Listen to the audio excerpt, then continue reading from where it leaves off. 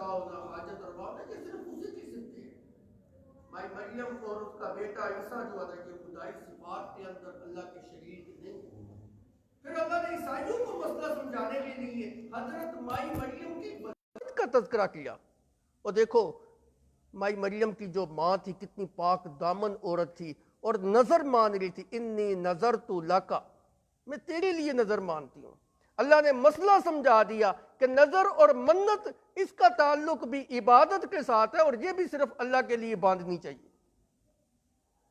تو توحید کا تذکرہ اللہ رب العزت نے اس صورت کے آغاز کے اندر جو ہے نا وہ کیا، اور شرک کی دھجیاں جو ہے نا اللہ نے اڑا کے رکھ دیں اور مسئلہ توحید کو کھول کھول کے جو ہے نا وہ بیان کیا.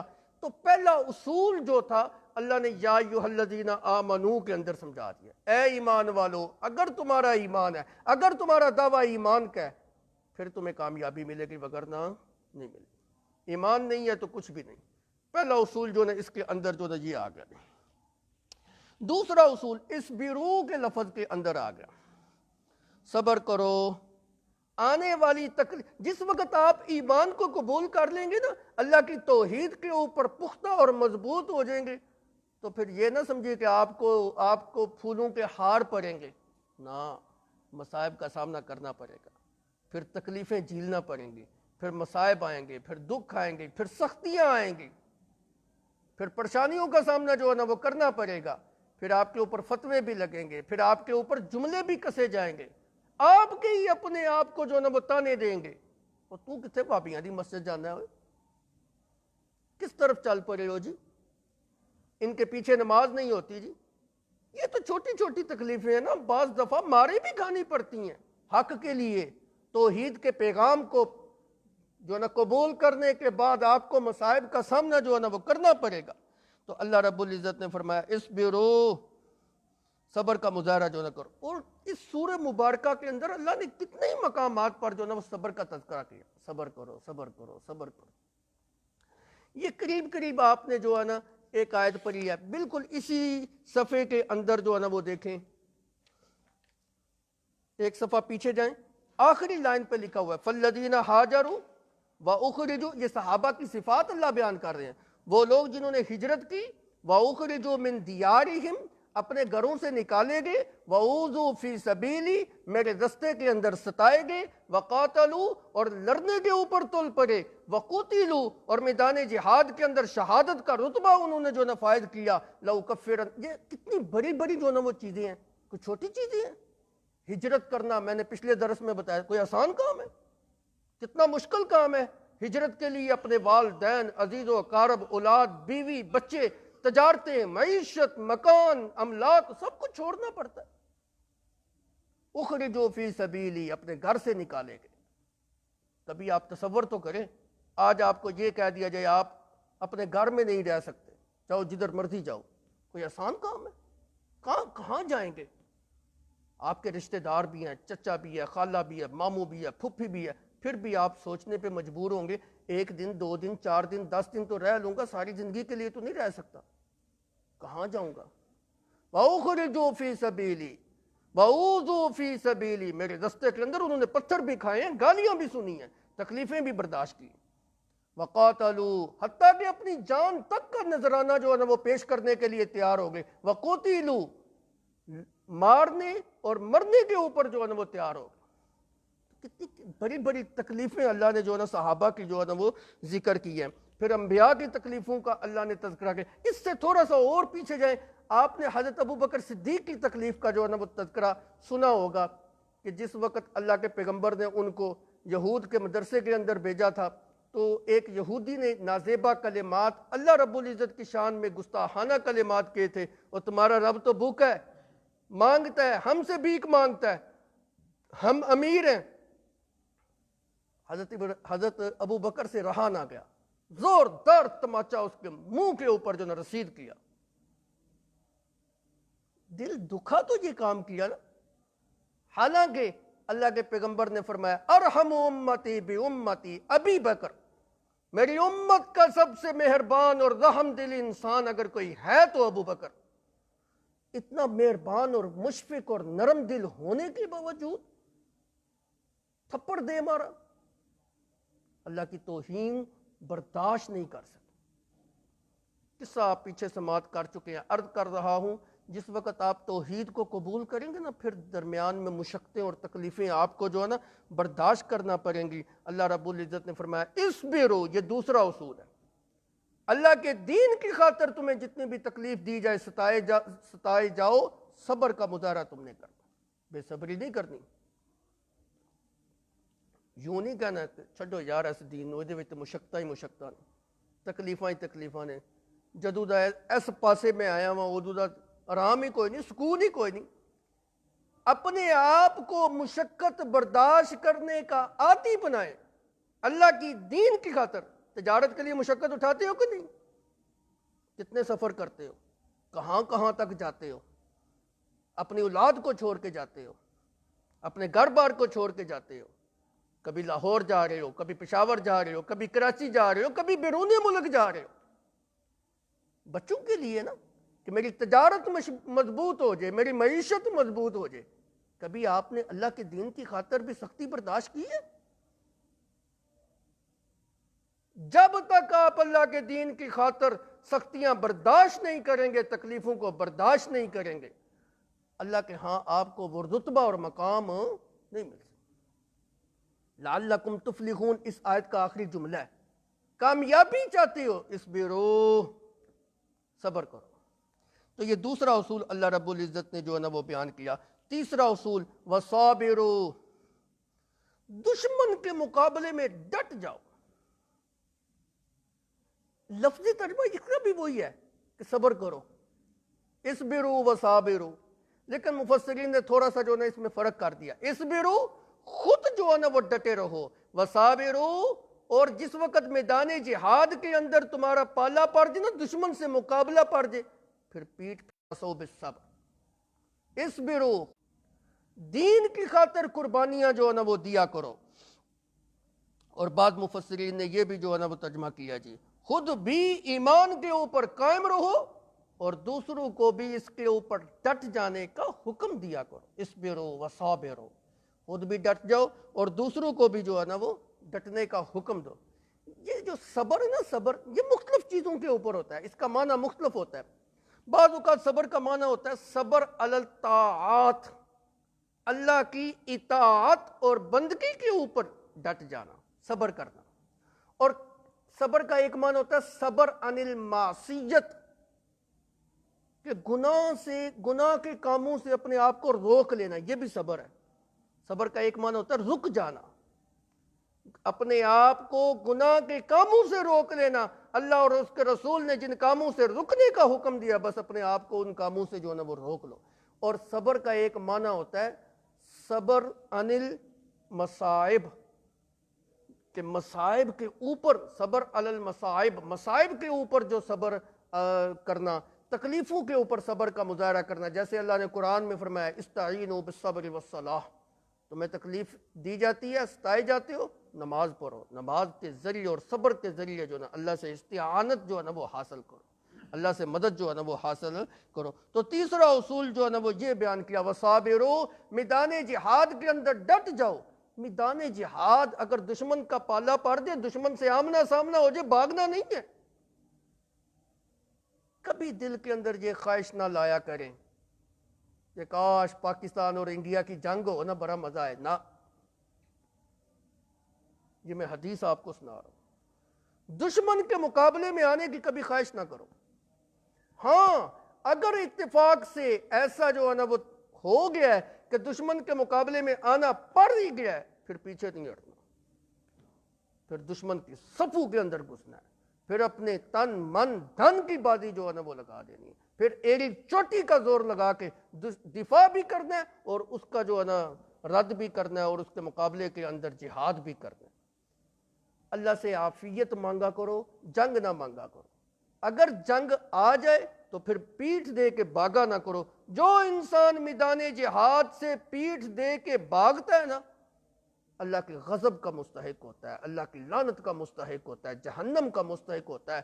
سب سے برا انسان اللہ کے ہاں وہ انسان ہے جو میدان جہاد سے بھاگتا ہے۔ اللہ کے پیغمبر صلی اللہ علیہ وسلم نے جن کبیرہ گناہوں کی نشاندہی کرائی ہے نا، ان میں سے ایک کبیرہ گناہ یہ بھی ہے کہ میدان جہاد میں شریک ہونے کے باوجود اپنے موت کے ڈر کی وجہ سے، خوف کی وجہ سے یہ پیٹھ دے کے پیچھے بھاگ جاتا ہے۔ تو یہ کام جو ہے نا وہ نہ کیا کرو۔ وصابرو، اور ثابت قدمی کا جو ہے نا مظاہرہ کیا کرو۔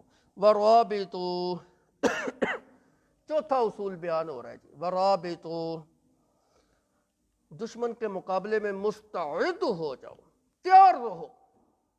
ربط جو ہے نا، ربط، اس کا لفظی معنی ہوتا ہے باندھنا، گرا لگانا، باندھنا۔ پھر اس کا معنی تھوڑا سا وسیع ہوا تو اس کا معنی ہے گورا باندھنا، اور زیادہ اس کے معنی کے اندر جب وسعت آئی نا تو اس کا معنی ہے جنگ کے لیے گورا باندھنا۔ وَمِن رِبَاطِ الْخَيْلِ وَأَعِدُّوا لَهُم مَّا اسْتَطَعْتُم مِّن قُوَّةٍ وَمِن رِبَاطِ الْخَيْلِ، گھوڑے کو باندھنا کس کے لیے؟ جنگ کے لیے، جہاد کے لیے۔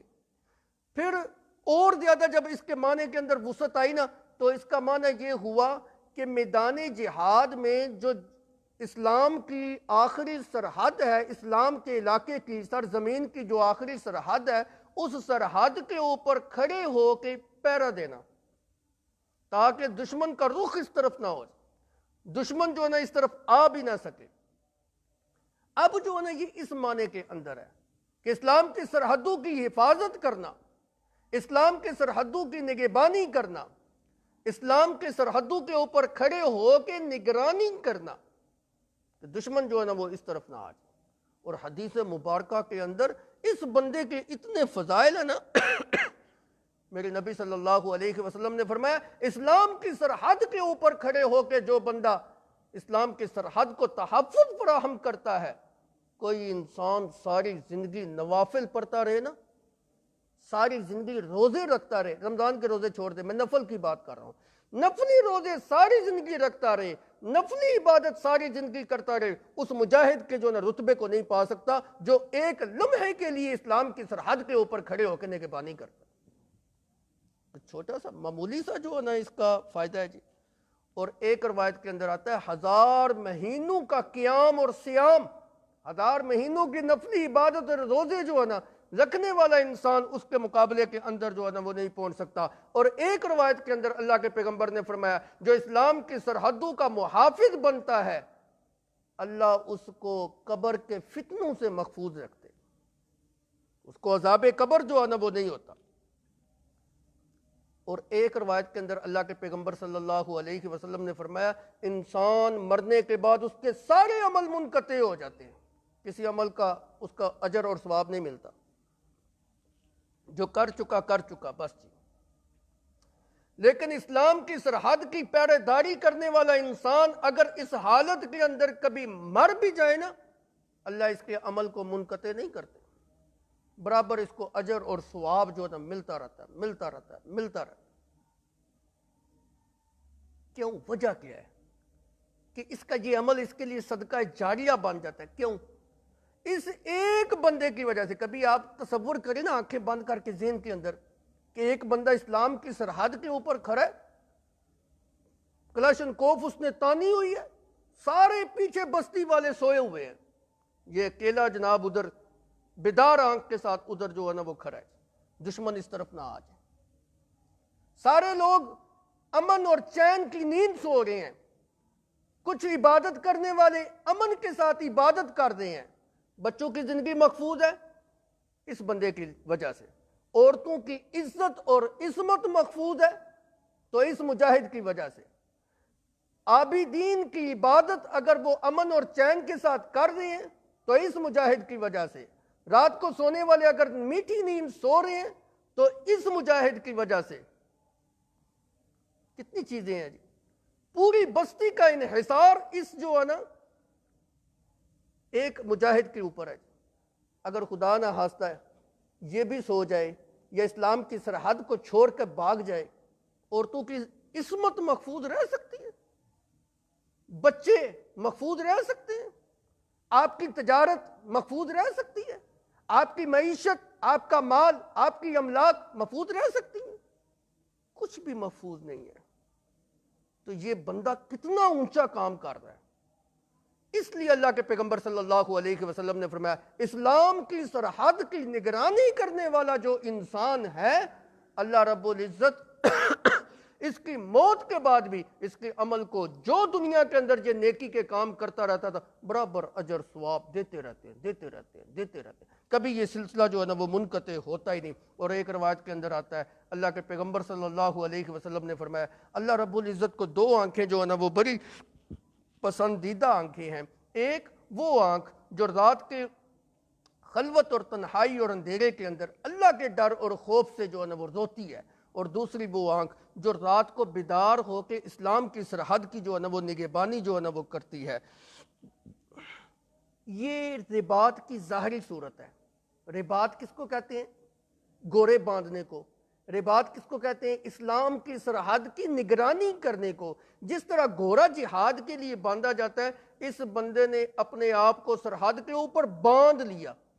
یہ رباط، یہ اسلام کی ظاہری جو ہے نا یہ رباط کی ظاہری صورت ہے۔ ایک رباط کی باطنی صورت ہے۔ دیکھیں ظاہری صورت کے اندر دشمن جو ہے نا وہ حملہ آور ہو سکتا ہے، اور باطنی صورت میں باطنی طور پہ ہمارا کون دشمن ہے جی؟ شیطان۔ وہ بھی ہمارے اوپر حملہ کرتا ہے جی، کبھی کسی گناہ میں ملوث کرنے کی کوشش کرے گا، کبھی دل کے اندر کوئی وسوسہ ڈالے گا، کبھی کوئی تیر جو ہے نا وہ چلائے گا۔ وہ مختلف تیر اور حربے استعمال کر کے ہمیں جو ہے نا اسلام سے نکالنے کی کوشش جو ہے نا وہ کرتا ہے۔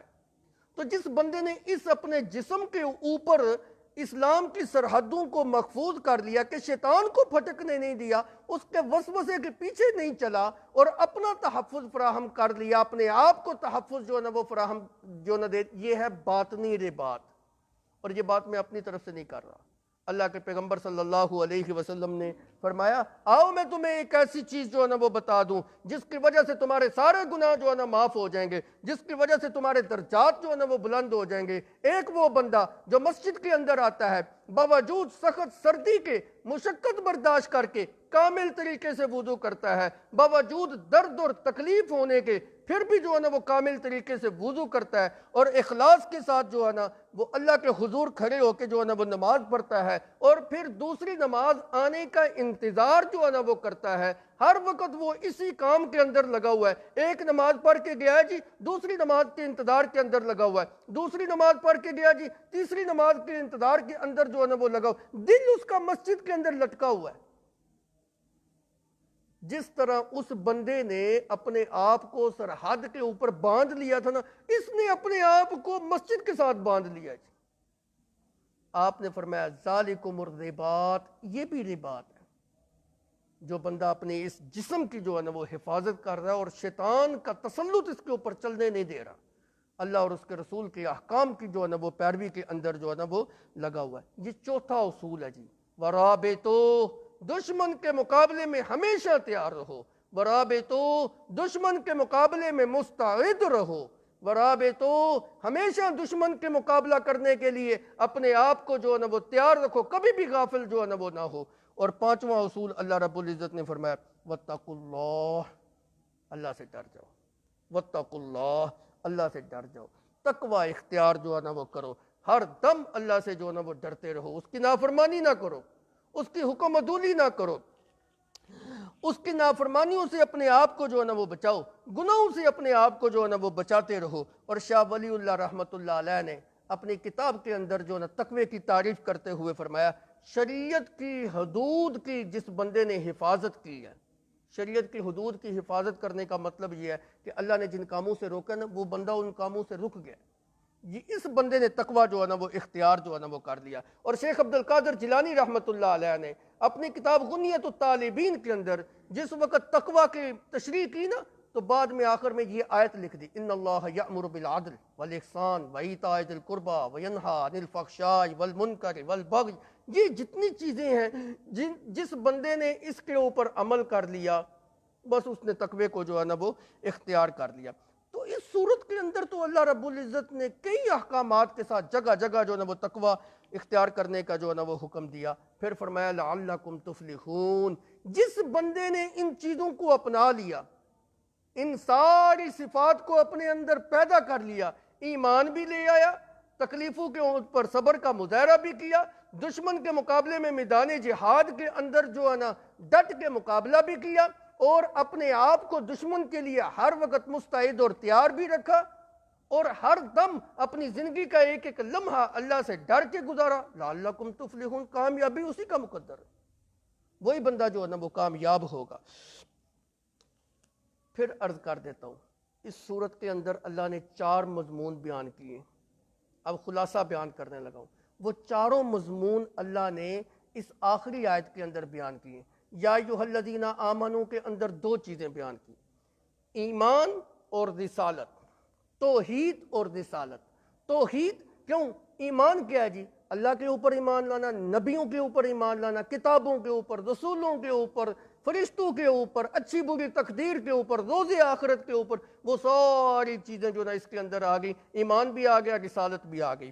اور اسبروا وصابروا ورابطوا، اس کے اندر جو نا جہاد بھی آ گیا۔ جہاد کیسے ہوگا؟ اس کے لیے مال کی ضرورت ہے، اس کے لیے انفاق کی ضرورت ہے، تو ضمناً جو نا جہاد کے ساتھ انفاق بھی جو ہے نا وہ آ گئے۔ اس کو آپ یوں سمجھے نا، جیسے سورہ عصر ہے نا، سورہ عصر، سورہ عصر کا پورا مضمون اس سورہ مبارکہ کے اندر ہے۔ والعصر ان الانسان لفی خسر، ان الانسان لفی خسر، یہ ایک جملہ ہے جی کہ سارے انسان گھاٹے کے اندر ہیں۔ اس کے مقابلے میں یہاں فرمایا آخری جملہ لعلکم تفلحون، سارے انسان گھاٹے میں ہیں، کامیاب کون ہے جی؟ لعلکم تفلحون، ان صفات والا کامیاب ہے۔ اور آگے فرمایا، ادھر کیا فرمایا؟ الا الذین آمنوا، اور ادھر فرمایا یا ایھا الذین آمنوا، وہ ایمان آمنو اس آمنو کے مقابلے کے اندر جو ہے نا وہ کر لیں۔ اور ادھر فرمایا الا الذین آمنوا وعملوا الصالحات، وعملوا الصالحات کیسے ہے جی؟ اس کو آپ واتقوا اللہ کے ساتھ جوڑ لیں۔ جو انسان اللہ سے ڈرتا ہے، اس نے اللہ سے ڈر کر اپنے عملوں کو درست کر لیا جی۔ تو وعاملوا الصالحات کا مفہوم جو ہے نا واتقوا اللہ کے اندر جو ہے نا وہ آ رہا ہے۔ وتواصوا بالحق وتواصوا بالصبر، اس کا مفہوم اصبروا وصابروا ورابطوا کے اندر جو ہے نا وہ آ رہا ہے۔ اس پوری صورت کا جو خلاصہ تھا، مضمون تھا، اللہ نے یہ چند جملوں کے اندر جو ہے نا وہ بیان کر دیا۔ بس جی یہ صورت جو ہے نا ہماری ختم ہو گئی۔ بس ایک بات چھوٹی سی سماعت فرما لیں، آپ صلی اللہ علیہ وسلم نے فرمایا سورہ بقرہ اور سورہ آل عمران یہ ایسی صورتیں ہیں جو کل قیامت کے دن خیموں کی شکل کے اندر آئیں گے۔ اللہ ان کو بڑا روشن کر کے جو ہے نا وہ لائے گا۔ یہ روشنی کن لوگوں کے لیے ہوگی؟ جو لوگ اس کی تلاوت کرتے تھے، جو لوگ اس کے مضامین کے اوپر ایمان اور یقین رکھتے تھے، جو اس کے اوپر اعتقاد جو ہے نا وہ رکھتے تھے اور اپنی زندگی اس کے مطابق جو ہے نا وہ گزارتے تھے۔ اللہ کے پیغمبر صلی اللہ علیہ وسلم نے فرمایا ان لوگوں کے لیے یہ صورت روشن ہو کے آئے گی، اور ان لوگوں کے لیے یہ صورت سفارشی بن کے آئے گی، اللہ کے دربار کے اندر سفارش کرے گی۔ اور ایک روایت میں آتا ہے آپ صلی اللہ علیہ وسلم نے فرمایا جس انسان نے جمعہ کے دن سورہ آل عمران کی تلاوت کی، سارا دن جو ہے نا اللہ کے فرشتے اس کے لیے دعا کرتے رہے جب تک کہ سورج غروب نہ ہو جائے۔ اس وقت تک جو ہے نا اللہ کے فرشتے جو ہے نا ان لوگوں کے لیے دعا کرتے رہیں گے۔ الحمدللہ 3.25 سال کی مدت میں ہماری یہ سورت جو ہے نا وہ ختم ہوئی ہے، اور 63 دروس کے اندر جو ہے نا یہ سورہ مبارکہ جو ہے نا وہ ختم ہوئی ہے۔ انشاءاللہ العزیز آئندہ کا جو درس ہے ہم باہر سے مشاورت ہو رہی ہے، ابھی کسی مہمان کو دعوت دیں گے، پھر انشاءاللہ اس کے بعد جو ہے نا سورہ نساء کا باقاعدہ طور پہ متصل ساتھ ہی جو ہے نا آغاز کر دیا جائے گا۔ ربنا تقبل منا انک انت السمیع العلیم وتب علینا انک انت التواب الرحیم، ربنا آتنا فی الدنیا حسنہ وفی الآخرۃ حسنہ وقنا عذاب النار۔ صلی اللہ تعالی علی خیر خلقہ محمد وآلہ وسلم اجمعین برحمتہ۔